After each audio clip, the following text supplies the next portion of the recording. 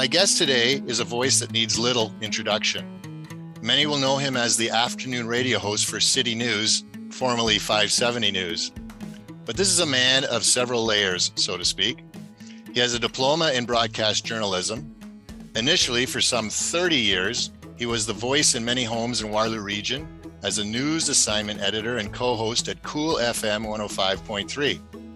Many will recognize him as that poster boy guy whose annual campaign raised almost $2 million for the local cancer center. He also wrote a weekly column in the Waterloo Chronicle for 12 years. In 1998, he ran as a progressive conservative candidate in the federal election in Waterloo. So in 2014, retired from broadcasting, he decided to take his knowledge, experience, and talents and offer them to the good Waterlooians of Ward 3. He was successful and was the councillor for the ward from 2014 to 2018. He decided not to run again and started working at CityNews as the afternoon radio host, continuing to use his knowledge, experience, and talents to discuss the relevant issues of the day facing our community. He's old, he's gray, and he's an ex-politician, among other things, and a bingo aficionado. I'm pleased to welcome Brian Bourke to the Old Grey Mayors podcast.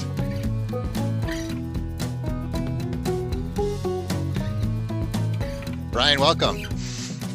Thanks, Rob. I feel like I shouldn't correct you. Ward 2, not Ward 3. Oh, sorry. No, that's okay. No problem. That's hey, all right. You know what? Then people know it's authentic when there's a few mistakes. But yeah, no problem. Anytime. So you and I are both members of the one-term Wonder Club. Nobody had a chance to vote us out of office. No, retired undefeated, I like to say. Yeah, get out. So I just wanted to, and that federal election you're in, was that, was Andrew Telegdi the Liberal candidate back then? Yeah, that was the federal election that brought about the rise of reform. And so we had the Reform Party, and then we had the Progressive Conservative Party, and then we had whatever mess was left after that. Yeah, actually, they had the best acronym in politics. If you get this one, the Conservative Reform Alliance Party. I think that was the one after. And then they realized the acronym didn't work too well. Yeah, it didn't work because nobody thought that through. What was, just want to ask you, because I'm going to relate this to your municipal experience. What was the experience like being a federal candidate in the election? Well, obviously, it's a lot more work than being a municipal candidate because you're covering a much wider area. And let's remember, it was also almost a quarter century ago, so things were a little bit different then than they are now. I've said this for a long time, and it's been going on forever, because federal campaigns are so focused on the leader, right? That really the local candidate, I hate to say it, in some ways, it's not really all that important. And that has, if anything, it has become even more like that over the last 25 years. And it's the same at the provincial level now. So the only place really where you're looking at a local candidate and differentiating is at the municipal level. Really, at the federal and provincial level, it's all about the leader. Yeah, I totally agree with you. It was my experience in my 4 years in municipal politics. I always tell people there's no party politics. We all have our particular views and leanings, but, we can vote on an issue one way that might be considered a green NDP position and then vote the next day on something else that might be considered a conservative position. But that's our own individual choice. And we don't have any party leader or young people in short pants telling us what to do when we're out there. Well, and in my perfect world, I think that's the way the federal and provincial government should work as well, that you vote for what you think is the right solution, regardless of who came up with it. But that's not the way it works. Yeah, you're a crazy idealist there. I know. But what was it then that got you interested in deciding to run for municipal politics then? Well, I had always been interested in it, and when I really started out my career in Windsor, I covered municipal council there for quite some time, and had always covered municipal council to some degree or another. And, for somebody who had spent a significant amount of time trying to do the best he could for the community, maybe not always being successful, but, there's a lot to be said for the value of trying. Yep. And, being rather deeply connected and actually appreciating what this community had given to me and my family, because we weren't born here. We chose to live here. It just seemed like a natural step. And I was interested to see the workings from the inside.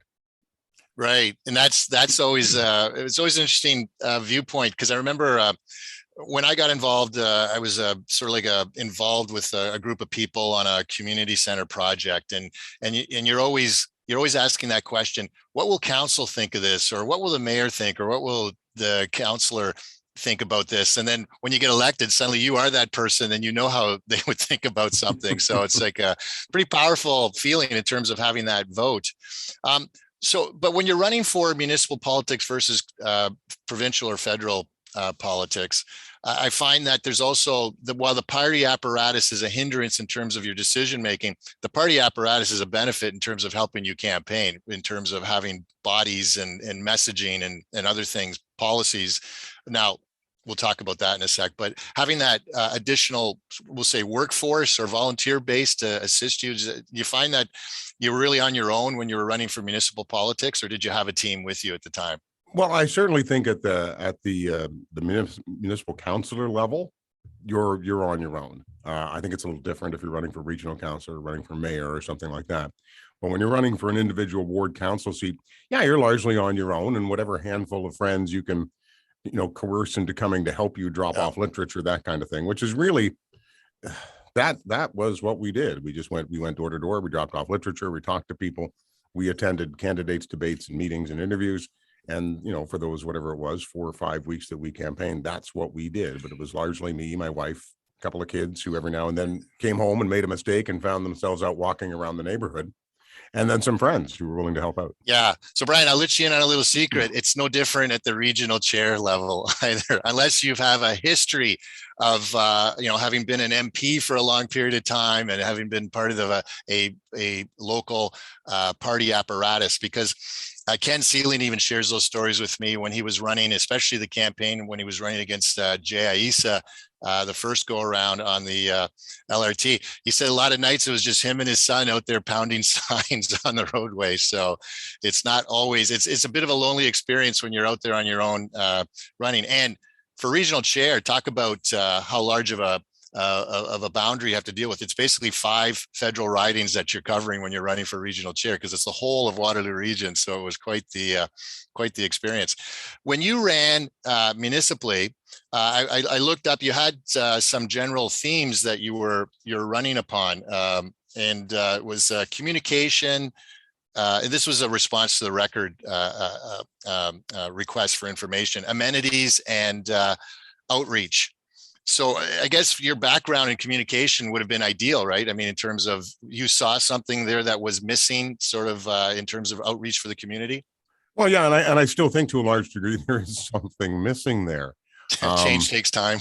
Well, it does, and to be honest, Rob, when you take a look at what you deal with at the municipal council level, so many of the issues are connected to just almost one corner in one ward. Whether it's a development proposal, whatever's happening. Right. And so, if that ward makes up 10% of your city, 90% of the city, in all honesty, isn't affected by it. So they don't really care.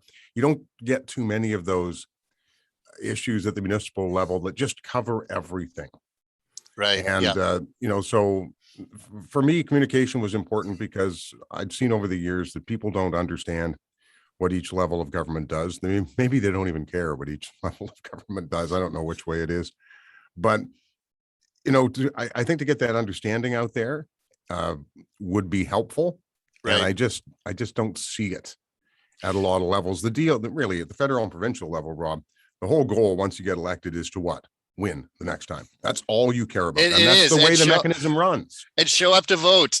At the municipal level, that's not that important. People obviously want to win. Yeah. But that's not the driving force. And it's unfortunate that kind of municipal politicians get lumped in all with the rest of them, because it is a very different game. And I just think they could just do a better job of talking to people. Right. And you know what, it's so grassroots and so, on the street in your community, municipal politics in terms of what you can do. I always tell the story about my kids used to have this computer game where you were building cities. Sims, it was called. The Sims, yes. Right. And I always say to people, that's what municipal politics is like, because you're deciding about this development, this community center, this in relation to you, this prayer center. I mean, things that are actually happening at the grassroots on the street. And I always called the provincial and federal politicians, maybe wrongfully, but I always said they were check deliverers. Well, yeah.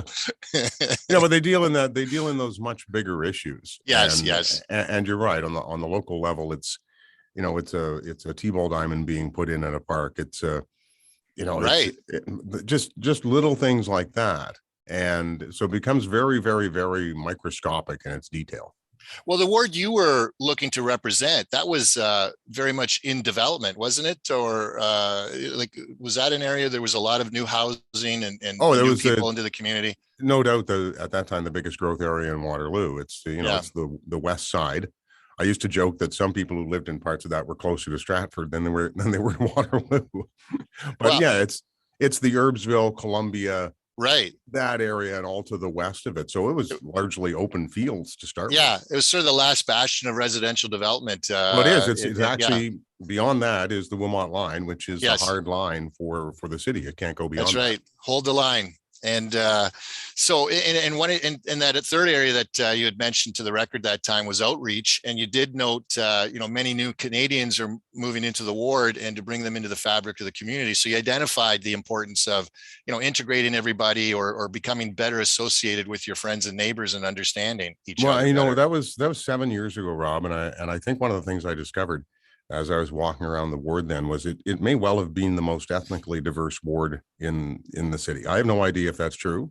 I just know that as I went from neighborhood to neighborhood, I met all these people who had moved to the country very, very recently. And, they were interesting conversations, because I always kind of look back to my high school days, which were just north of London. And we had 1,200 kids in the school, and 1,199 of them were white Canadians. Not making that up. Right. Yeah. And then when my kids started to go to high school here, you could see the diversity coming in. Right. Yep. And now when you go into a high school, and it's been, 20 odd years since my kids are in high school, it's changed even more. And I just, for people like you and me, we all feel part of the community, etc.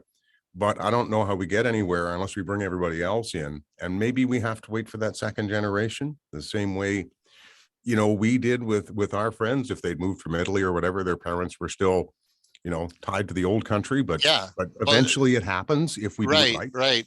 Well, that's sort of my story. My mom came from Italy. My dad came from Germany in the 50s. So I'm like first generation Canadian, sort of from both sides of my family, essentially.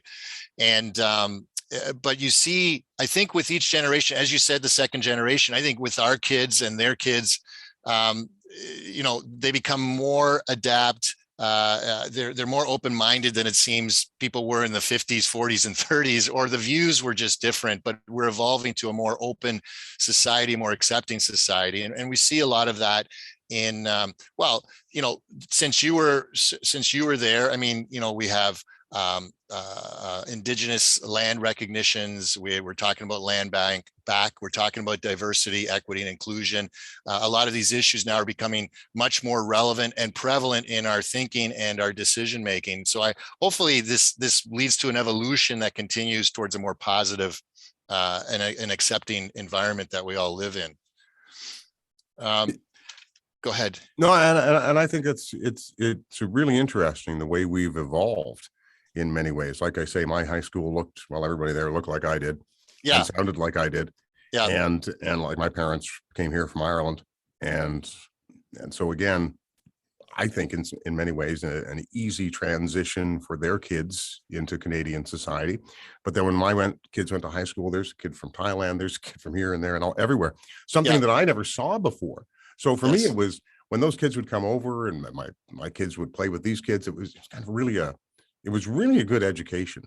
If you step back and take a moment to think about what you went through as a kid, my kids are having these entirely different and better experiences. Yeah. I think there's certainly, I struggle with this concept in terms of social media. There's bad and there's good.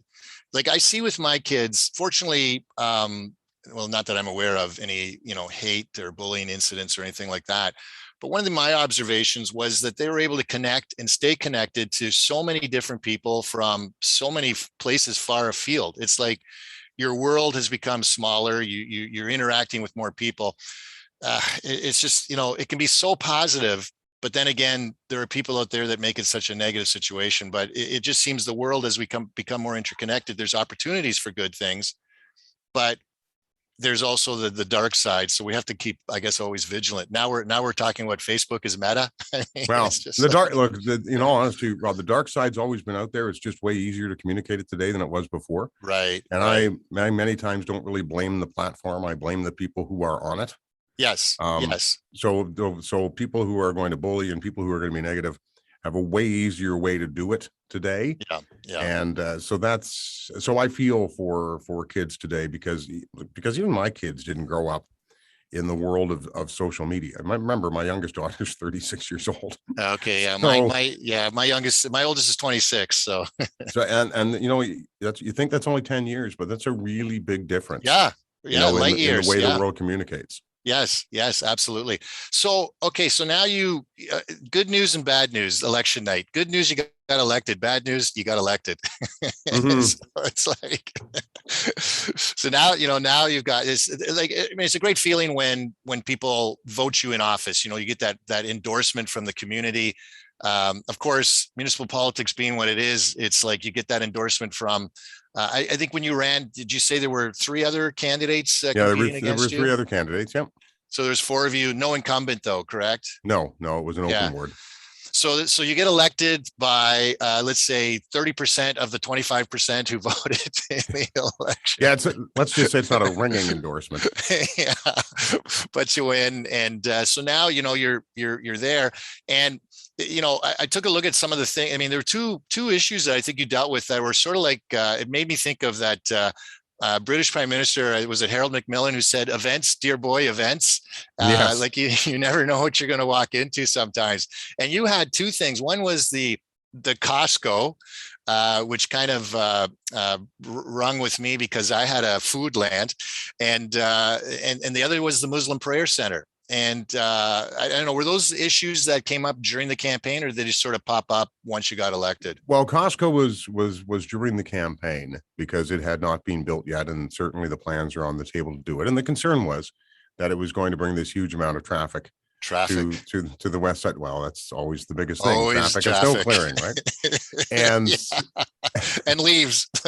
Well, yeah, we'll get there eventually. So traffic was the issue. And, as usual, in these cases, you'll have one side saying, "Oh my God, we're all going to hell in a handcart because we're going to have traffic," and the vast majority of people really don't care one way or the other. They don't. And so that one was settled fairly easily. The roundabouts were put in, which of course at that time, when you're putting roundabouts in, everybody loses their mind. But it turns out okay, right? Well, but in that case, it was like 2 roundabouts close to each other, right? Yep. That was it was funny because I was looking at the old news articles, right? And there was roundabouts floated as an idea. Waterloo approves the project, and then thousands of shoppers, and then all these shoppers commented, "Oh, the traffic wasn't that bad after all." Yeah, no. That's usually the way traffic concerns turn out, but that's okay. I understand that always upsets people in a neighborhood. So that one was already there in the campaign, although it was certainly on its final stretches of being approved. The Muslim Prayer Center, once I got into council, I had a briefing from city staff telling me the history of that project, because it had not really garnered a whole lot of public attention yet. So what did during the campaign, did people from the Muslim community approach you about it? Nope. Or it didn't come up in any question and answer sessions or anything? No, like because that? it was so far off the designing table at that point that nobody from any community came and said, "This is what's happening." Before we get into the Muslim Center, I just want to pop back to Costco and traffic for a second. And I just want to just ask you about this because one of my observations when I was running for mayor was sort of the first time I'd been a candidate. And so the first place I go to knock on doors was sort of what we call settlement areas out in the township, where you'll have about 20 or 30 homes along a country highway. So it's not like in the town or anything, right? And so the first place I go knocking on doors, and the first 3 or 4 doors I knock on, I thought, okay, maybe they're going to talk about taxes or property taxes or something like that. And every one of them talked about the speed of cars through their little settlement area. And throughout the campaign, car speed on roads, whether it was in these settlement areas or in the urban parts of the township, was literally the number one issue that came up for people. Yeah, did you find that when you were running? Absolutely. People were speeding, people were cutting through the neighborhood, and I maintain the same point of view all the time. And that's, look, here's the first thing you can do to stop people speeding in your neighborhood is first take your foot off the gas. So yes, hold on that point. People have to here. Take your foot off the gas. You're in a tricky way telling people, hey, you are the problem. Well, it's just that the vast majority of people who are speeding through a neighborhood live in the neighborhood. Yes. This is what we know, right? Because very few, there may be a handful, but there's very few people who are cutting through a neighborhood, because usually that doesn't work out that well. Yeah, now you've got four-way stops and you've got all kinds of things that are going to slow you down. Why would you do that? It makes no sense. Like, am I going to take Columbia or am I going to go on High Street? You know what I mean? Like that sort of thing. If I'm trying to get somewhere fast, right? I mean, well, and that's the thing. And you know, I'd say it to people as nicely as I could. Look, this is what we know, and we know it from traffic studies.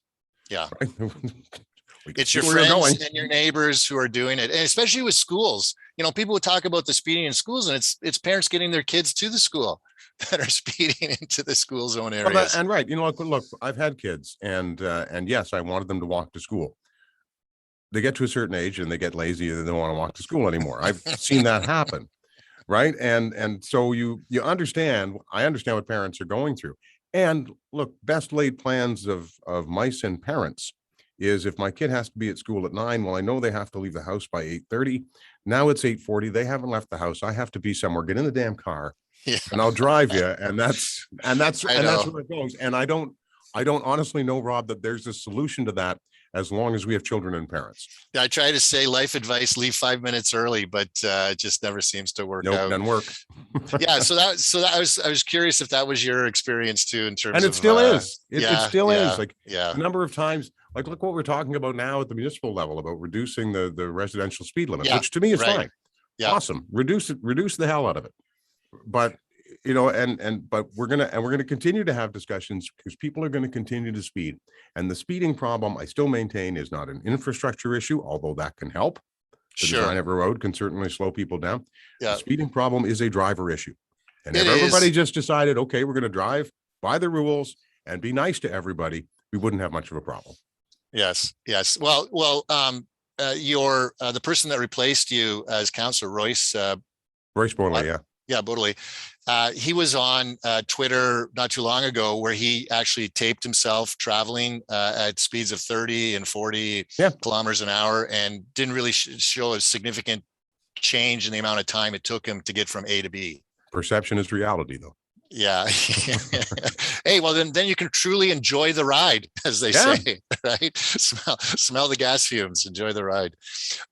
So to the Muslim Center issue then, did it get fairly raucous in terms of attending public meetings and that sort of thing for you? Well, there was a public meeting that was being held by City of Waterloo staff. It was being held at Sir John A. Macdonald, and they were explaining the process. At that point, flyers had already been sent around by a group that was opposed to the prayer center.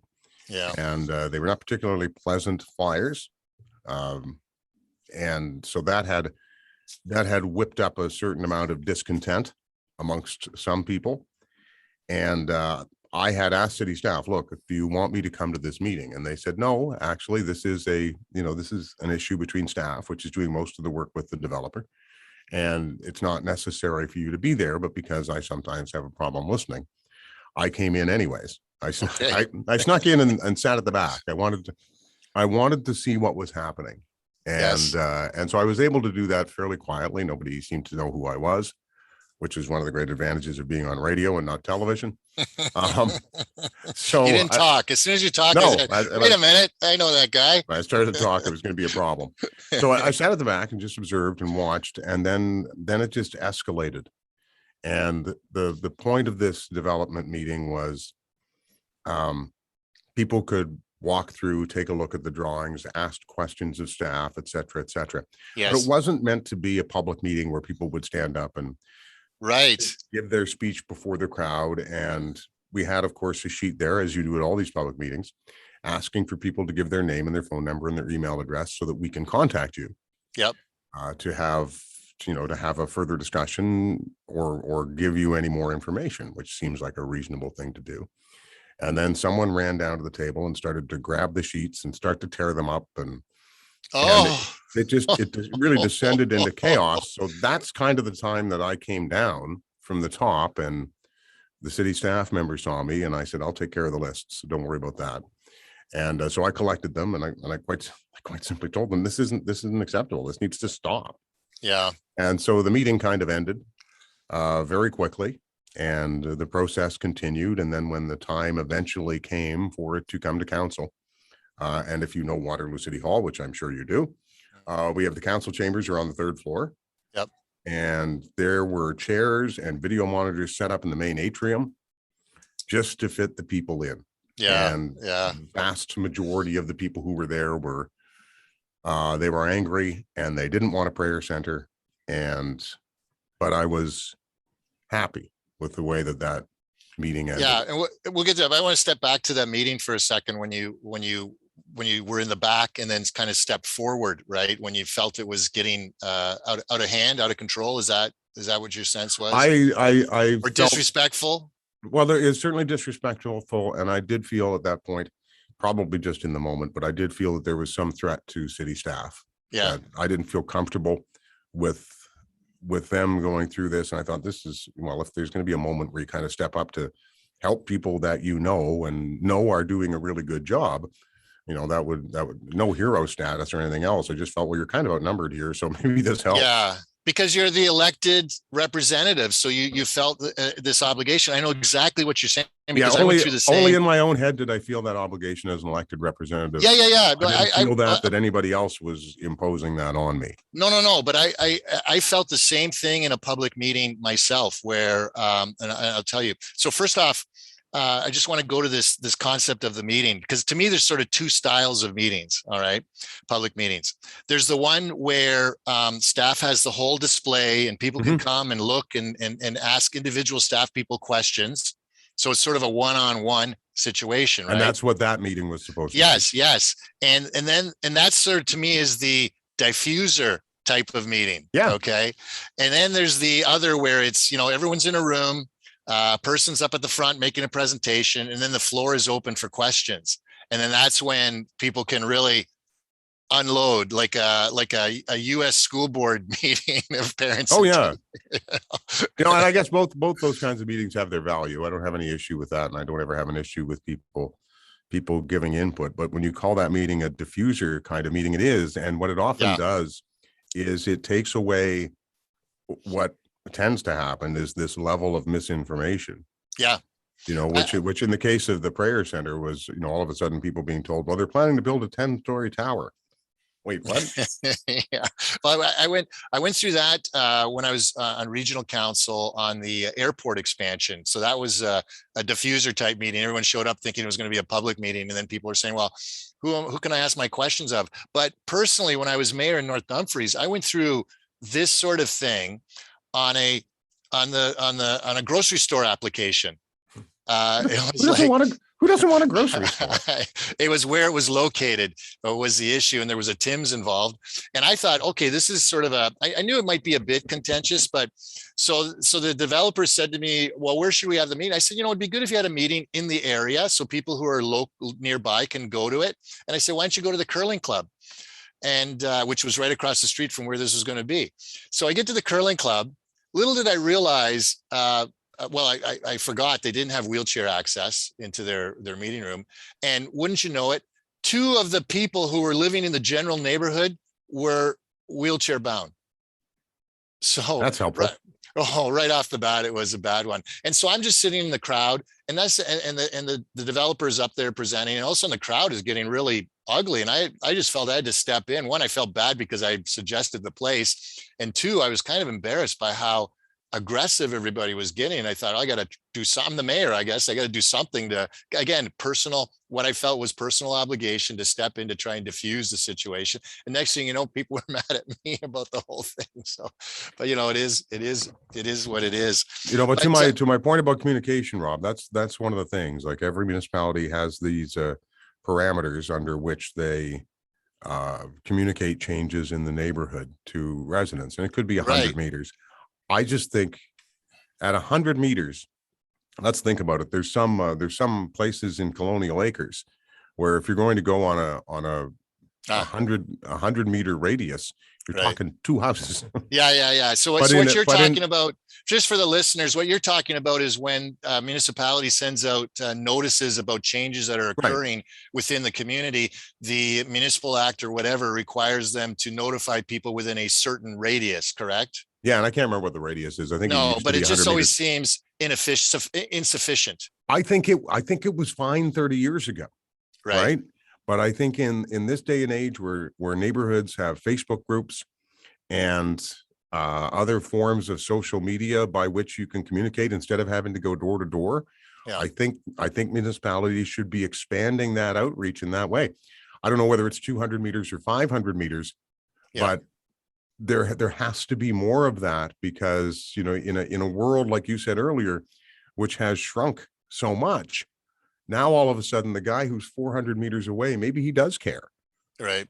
In the past, you may not even have known about it, but I think if you do that, you're better off. And I know that there would be some city staff members from every city, and there would be some politicians who wouldn't necessarily like that, but I think it's the right thing to do. Yeah, over communicate has got to be the approach that. Yeah, I don't think that's ever going to be an issue for you. Just get out there and tell as many people as you can. Yeah, and these days it seems that with the internet and social media, Twitter, and other sources that email, what have you, that people have better opportunities to get informed about what's going on. I mean, you and I could go on Twitter right now and say, hey, at Waterloo Region, when's my garbage going to get picked up? And you'll get an answer probably within a few hours, right? Well, because people are monitoring these things. And so the thing about that, it is easier to communicate than ever before.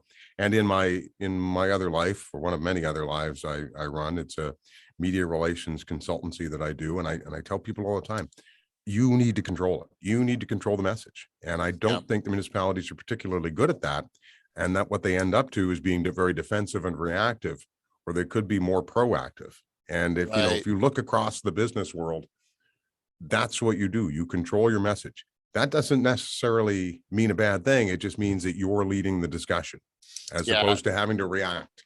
So that could be maybe not having the skill set on staff to deal, like not every municipality can have a communications expert or director or what have you to deal with that. Because, first of all, you and I get elected, you have a communication background, so that was beneficial. But, we're elected from our own walks of life or backgrounds, and suddenly we're supposed to be experts in a whole bunch of other things. I used to joke with Ken Sealing that, we sit around that horseshoe and we're suddenly engineers designing roads. Well, and on that communications note for municipalities, most of the people, they just haven't caught up to what has happened, because back in the day, all you had to worry about was the newspaper and radio and television. And today you still have to worry about that, probably even more so than you did before, because things move so much more quickly. But you also have to worry about the things that happen on social media, and somebody just reading your development proposal and deciding, I don't like the 23 towers there, and I intend to make some noise about it. And now the noise is out, and you need to be way more forward thinking as an organization in order to be out in front of that. You're never going to eliminate all the people who don't like it, but at least you can have the information out there that says, this is what we're doing and this is why. and then you can be in control of it. So yeah, that's the key. When you're out in front of it, you're in control of it. If you are reacting, you're not directing. You never catch up. Yeah. Never, ever catch up. Yeah. So it's sort of like they say, if you're explaining, you're losing. Generally. but you gotta do that first, not in response to something.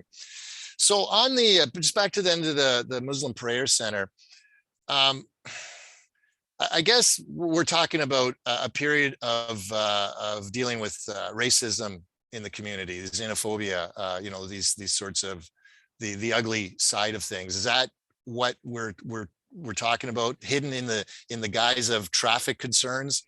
Well, yeah, I think some of it wasn't hidden at all, to be honest. Right. And that, while always disturbing, is disturbing in another sense because it's not particularly surprising in some cases. But yeah, that was a significant part of a group that was opposing it. And yes, again, wrapped in traffic concerns. But as a councillor, you kind of fight through that, and you try to look at it in terms of, does this make sense? Yeah. I think at the time somebody said, this is not the place for a church. And I think there were 11 churches within 3 kilometers of that spot. But not a place for another church? I mean, yeah, like there's another one, like there's literally another one a kilometer down the road. Yeah. So, and I could not, and look, I'm not a religious person, Rob, but I actually couldn't think of, well, where's a better place to put a church than in a neighborhood? Hey, oh, wait, no answers on that. Yeah. So like, it's like A&W and Burger King always build where McDonald's is. I mean, it's sort of a collection area where you go, where there's others that are located nearby. Yeah, but at the end of the day, when you go way back in time and look at the way our neighborhoods developed, oftentimes they were developed around a church. Yeah. Right. Yeah. And our neighborhoods developed around churches, and they developed around schools. And isn't that where you want that kind of thing? Sure. And as a politician, your number one priority is the health and safety of your community, and that's your whole entire community. And if religion is an important part of someone being able to worship safely in their community, I mean, that's an important thing that as a politician you have to deliver. Regardless, you can't put your religion or some other bias in front of that number one duty. Well, you certainly can't say, no, this is a bad area for that kind of church, but it's okay a kilometer down the road for another kind of church. Like that's pretty obvious what's going on. Yeah. That argument's got so many damn holes in it. It's not even worth having. Well, what was interesting is this issue actually went to the local planning appeal tribunal. Like I think it was 2 occasions. I think it was the first. I might be wrong, but one of the first ones to go to the local. Yeah, tribunal, as opposed to what they used to do. I think when you were councillor, it got settled before the hearing started in terms of, you can set up, but if you're going to expand, you got to come back or whatever. And then I think when Councillor Bodley was there was actually a decision that said that, Waterloo was doing everything appropriately and properly, and they can proceed. Well, Mayor Jaworski at the time and I had a lot of discussions about it. Because we wanted to make sure the decision was being based on planning principles and nothing else. Right, that's key. Yes, and so we spent a lot of time working on that, and it was nice to see the decisions that we made ratified by another group. Yeah, but I'm telling you, Rob, there's a nagging feeling that I'm not sure that any other church would have had to jump through those hoops. Yeah, and when you read the press articles about the response from the Muslim community, I mean, it couldn't have been a more uplifting, positive message that they were trying to portray in the community. Like they really looked, I'm sure it was very tough, but they looked high above to take a higher ground on all of this. A very positive message. I had some really interesting discussions with that community and some people who I still consider friends from that community all these years later. They really did handle the discussions in the right way. And I'm not sure, Rob, if many of us were attacked the way that they were attacked, right, we'd be able to stay on that high road. Yeah. Well, I mean, look at the recent example. Was it a church or a kitchen or a mosque in Cambridge that was vandalized, and yet they were able to rebuild, and then still had a large amount of money that they donated back to the community or something like that. Very positive. And let's be honest with things. Most people are good. Most Yes. people are good. Right. And yes, absolutely. Some people are not good. Some people are not good sometimes. And sometimes people are not good, but most people are good. Yeah, I agree. We're not here to say that. I was just more commenting on that. That community the Muslim community portrayed a very positive message, and that was really good to see for all of us. So as you're getting near the end, then you're getting near the end of your term. Most people will run for a second term, but you didn't. Why was that? Well, you mentioned off the intro that I had retired. I had not retired. I was forced out. I was bought out. You're talking about, your job initially. Yeah, by an evil company. But I'd been doing some other things. I had been running media relations for the United Way of Waterloo Region as they went through a particularly difficult period, because United Way KW was merging with United Way Cambridge, and that was creating a new organization. So I had handled most of the media relations for that, and had been doing that for 2 or 3 years when I was approached by this station to see if I would be interested in filling in part-time as a talk show host. And I said, sure, I'll do that. That was like, this is serious. Gave you a little taste. No, you got to hang on. True story. That happened on a Monday, like the 18th of August. Yes. And so I went home to my wife and I said, this is kind of cool. They've asked me to do it, and United Way's cool with it. They're happy if I'm gone for, a little bit of time during the year to do, a little bit of radio. And then the next day I got a call from them again. Yeah, that part-time gig. And I said, yeah, there've been changes. I said, I understand. That's fine. Don't worry about it. But let me know if you want me to fill in. No. wonder if you want to do a full-time thing. Oh. And I went, oh, wow. Well, that's different. Well, that's way better than having a real job. So I took a little bit of time, very little, talked to my wife about it, and she said, do you really want to get back into it? And I said, in all honesty, I miss it. So let's take a run at this and see if we can make it work. It's something that I've always wanted to do. Right. And so within 3 days, I found myself in Toronto being trained, which tells me how much the radio business had changed. Because I'd never been trained for a job before in radio. I didn't know that anybody actually did that. And so ended up on the air that Friday, and was more than happy to be back. I had already decided not to run for a variety of reasons, and one of those was just, I have sat in the chair. I have learned the things that I have wanted to learn. I didn't want to become one of those people who sits, for 8, 12, 16 years. I believe there should be term limits at the municipal level. Right. And so I thought, I've done this, and not to say I was perfect at it or anything else, but that's the experience that I wanted. I was looking for another opportunity, found that, took it. Simple as that. I understand what you're saying. I often, people say to me, I said, well, look, if I spent 4 years as the president of some board of a community organization, that would be a long time in that position. And it's time for a change. And that's how I treated being mayor, as my 4 years of community service, and time for someone else to pick up the baton and carry on with it. And when I decided to walk away, another one of the reasons was, as I looked around the table, I thought, well, these are all people in very similar life experiences to me. Right. And when you open up a ward, take away an incumbent, it gives an opportunity to people, who whether it's age or ethnicity or whatever their life experience is, may not otherwise have a chance to sit on council, because being an incumbent is a really powerful thing. It's tough to beat one. It totally is tough to beat one. And incumbency is such a powerful advantage for anyone who's running. Absolutely. Because, most people, don't even think about their municipal councillor or from during the whole 4 years, and then when it comes time to vote, and then some of them, and the few that, as we acknowledged before, the few that do get out to vote, oh yeah, I recognize that name, and boom, there's the X, right? It's name recognition is a tremendous advantage, which I've always said. And when somebody like Royce Bodley wins in a ward like Ward 2, he does it by just getting out and talking to everybody. Exactly. And I remember, and that's the kind of person you want. Yeah, I remember chatting with a few of the people when in that race, and it was competitive out there. And I agree with you on the term limit side of things too. I mean, on one side, it's nice to have people with that experience, but I think you can get enough people with experience and enough mix of new people and open it up to. And I think when you look around the horseshoe, there's not enough. We see more gender diversity, a Mhm. mix, when you look at some places like Wilmot Township, for example, and Waterloo.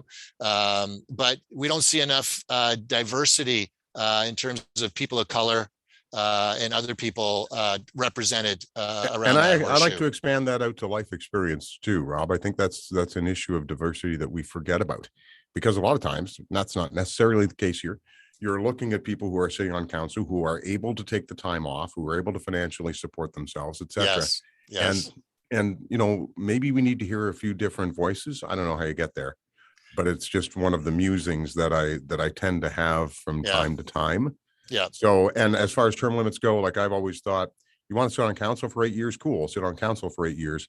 You can do that. And if you wanted to run for mayor, I'd be happy, Mhm. but I'm going to limit you on as a councillor to 8 years. And then if you want to run for mayor, go ahead. I'd limit you on mayor as well for 8 years after Well, that. that's it, So right? So yeah, your max could be 16 years as a yeah, as a member of yeah, council. yeah. And maybe that's generous, maybe it isn't, but I do It's a think it start, moves though. things It's a along. start. It's a Yeah, I start. think fresh blood's a good idea. Yeah, I absolutely do too. I mean, it's look at for a lot of people, I've interviewed a lot of people for this podcast, and for a lot of them, it's a great little, it's a gig. They really enjoy the time that they're doing it. But as soon as you're out of it, your calendar suddenly frees right up, doesn't it? Oh yeah, yeah, yeah. All of a sudden, you're not going to everything that you ever imagined you wouldn't go to. So okay, so it was a combination of what was it just because you got a full-time job No, no, or no, no, and it had nothing to do with the displeasure of being on council or anything like that. It was quite simply an opportunity came along that in a strange twist of this world, you cannot do this job and do a counselor's job at the same time. That yeah. quite simply cannot. You can be a lawyer and you can be a counselor. You can be almost anything else, It's tough. Let but me you tell you, cannot it's you tough. cannot be a radio person. I was And burned out after 4 years, so it yeah, and was so it was like tough. the people I worked with were terrific. All the counselors were great. The city staff were terrific. Yeah, yeah, yeah, I really had no issues with it one way or the other. It's just another opportunity came along that I wanted to pursue.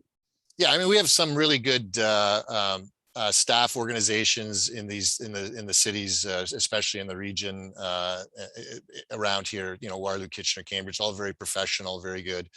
And the region itself is an exceptionally run organization too, which kind of helps when you're a counselor just learning the staff. And we could always talk about that whole staff counselor dynamic another time. I did a show with Mike Murray to talk about who's leading the show.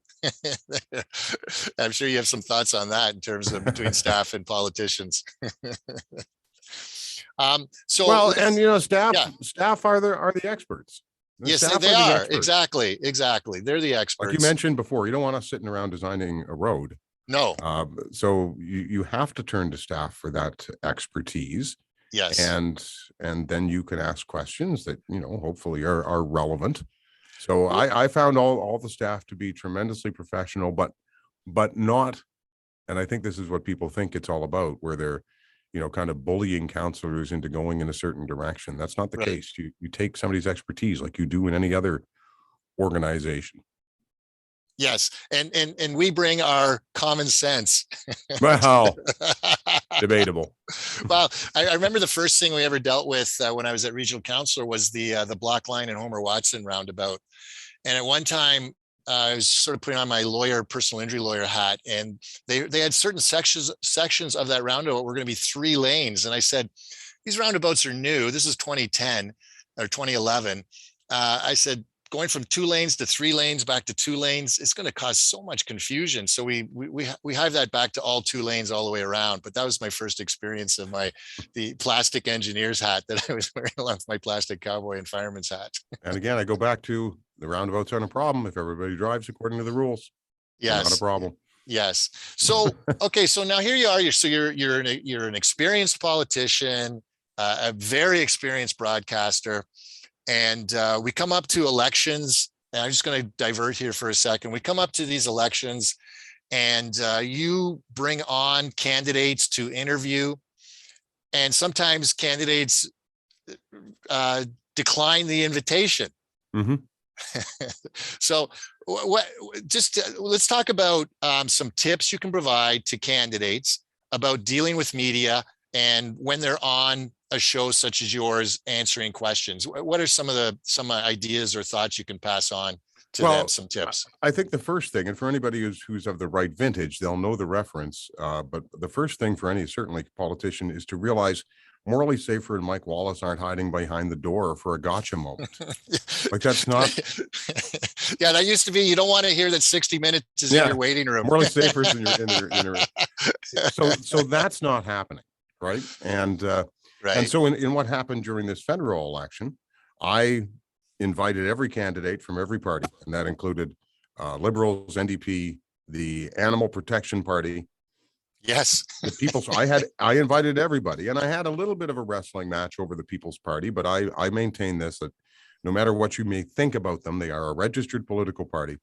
Yeah. And if I have an opening, I will give you the same space as everybody else gets. They got a lot of votes in this region. They got a lot of votes in some areas in Southern Ontario. Rob, they got 15% of the vote. Yeah, well, 7% around here in a lot of the ridings. So that door was open to everybody, and the only party that turned that down was the Conservative Party, which was not surprising because it has happened in the past. Yeah. And one of the reasons I stood firm on a principle that I've had for a long, long time, which is for people who are running for office, or politicians, I'm not giving you any questions in advance. First of all, if you're running for office, I assume you're capable of answering the questions. Yes. Right? Because the questions are going to revolve largely around, what's your policy on this? Yeah. What's your policy on that? Why should people elect you? What have you done? I'm assuming you know the answers to those questions. Yeah. So that's fine. But people could say, well, if the questions are that mundane, why do you care whether you give them? It's the principle of the thing. If you're running for office, you should be able to answer those very basic questions. Yeah. I've maintained that stance for years and years and years, and it's not changing anytime soon. So that was the initial turn down from the Conservative Party when, well, will you give us questions? No, I won't. I don't think anyone gives questions, do they? I mean, I've never run across that. I've known people in this business who do that, but okay. I certainly don't. Yeah. So anyways, they said they weren't going to come on, and I said, fine, then because I'm a talk show host, I can make fun of you. That's what I get to do. Yep. And if I have a skill, that might be one of them. Yeah. And so, and I look at that and I go, look how close those races were, Rob. Right? Yeah. Like Kitchener South Hassler. Yeah. And I'm not overstating my own importance here, but I kind of think as a candidate, if you went out to the Chamber of Commerce questioning, and you went out to all these things, and you did your 15 minutes on my show or whoever's show, I don't think it was going to cost you a lot of votes. And apparently some of them thought enough of the radio station to buy advertising on it. Yeah, exactly. Like my wife was in marketing, and she used to say that if you got one or two letters where people were complaining, there was like probably 50 other people per letter. Yeah. So same situation. If you think some people who hear that are going to tell their friends and families about that experience, and it just sort of expands from there. So you're right. It's entirely possible. Yeah. And so I look at it and saying, you maybe cost yourself a seat by not doing that. So that's my first piece of advice to anybody who wants to run for office. Be open to the media, because look, they're really not trying to catch you. Now, if you have done horrible things in your life, I would suggest you not run for office. That's yeah. Well, I saw you didn't have a criminal record as of 2014. So and in this day and age, Rob, like where nothing is secret anymore, like things will come out. So if you've and sometimes that's unfair. I get that, because we've all done stupid things as a kid. Yeah. But so be open when the media outlet calls you, whether that's a digital media outlet online or what we call a traditional media outlet, then respond to the call. Yeah. And what do you want to talk about? I'm not going to get exact questions, but at least you'll know the tone of it. Sure. And recognize that you probably know the subject matter better than the person on the other side. Yes. Right? Yes. Because in this business, when you're operating locally, if one of our reporters from the CityNews newsroom calls you, you probably know the subject matter better. And I tell that to guests who write articles in a variety of sources where we talk to people all the time when they're nervous. Well, I've never been on the radio before. Well, let's remember, the subject matter Yeah. way better than I do. Yeah, the questions are just about what you know, right? Oh, yeah, exactly. And so be comfortable with that. Telling the truth is handy because then you only have one thing to remember. That helps. Right? Don't ever say no comment. That's just not a good idea. Yeah. Say, you know what? It's a perfectly legitimate answer. I don't know enough about that right now to be able to tell you anything, but I'm going to go find out and I'll get back to you. Yeah, exactly. Yeah. And that's fair. It's like you're trying to be helpful to people, to give them the information. That's the whole purpose of them trying to, how are they supposed to decide whether they want to vote for you or not? They have to know about you and learn about you. And one of my great tricks, and this is actually more for people who are running a second or third time, is please stop using acronyms. Because like it is, I thought I never ran into a place where acronyms were so common than at the City of Waterloo. And I had to tell them, remember, I have no idea what you're talking about here. Yeah. Like, what is this? Oh, okay. Then let's use the whole thing. Yes. Okay, let's use the whole name so that everybody knows what we're talking about. Yeah. So that's one thing I want to get rid of. And then discussions in plain language are really important to me. Right? Don't try to sound like somebody that you're not. Yeah. I know. As a lawyer, we're taught that because when we're dealing with a jury of 6 people, we're always conscious of not trying to use stupid. Well, and as a lawyer, Rob, what are you trying to do? You're trying to connect with somebody on that jury, so that they will be more likely to believe you. Now, why anyone would believe a lawyer? Plain language, completely outside. Well, I'm still working on that one. Still working. That's on that. It. Plain language. Speak to people's, be relatable. Yeah. So when you're running for city council, it's, what are you hearing? Well, I'm hearing people are really concerned about the speed in their neighborhoods. I understand that. And I share their concern that people need to slow down. But let's remember, most of the people driving through the neighborhood are people who live here. Exactly. Right. Like, and again, well, the city doesn't come and plow my road soon enough. Well, the city has to have priorities on roads. And if you live on the 3rd cul-de-sac, off a main drag, right, you're not a priority.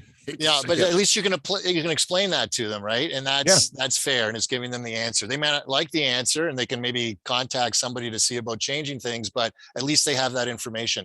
So listen, Brian, I just want to end on that, on those tips, and I thank you for that, and thank you for the information in this meeting. I just want to say, my one direct experience, so to speak, with you was when I was running for regional chair, and we had to come in to get interviewed by you ahead of time, and I wasn't sure what to expect because I always hear your